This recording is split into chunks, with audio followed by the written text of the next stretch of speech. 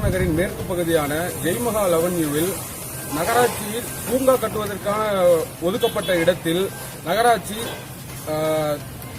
காய்கறி கழிவுகள், மாமிச கழிவுகள், இதர உணவு கழிவுகளை கொண்டு நுண்ணுரத்தை தயாரிக்கும் திடக்கழிவு வள மையத்தை பெரியார் நகரில் அந்த பூங்காவுக்கென ஒதுக்கப்பட்ட இடத்தில் கட்டியிருக்கிறது.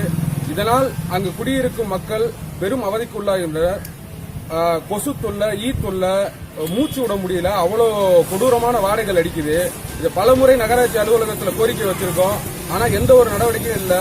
நாங்க நகராட்சி செலவு பண்ணி கட்டடத்தை கட்டிட்டோம், அதனால எங்களால மாற்ற முடியாதுங்கிறாங்க. அப்ப நாங்க வீட்டை எடுத்துட்டு வெளியே போயிடலாமா? அதுக்கு நகராட்சி ஒத்துக்குமா?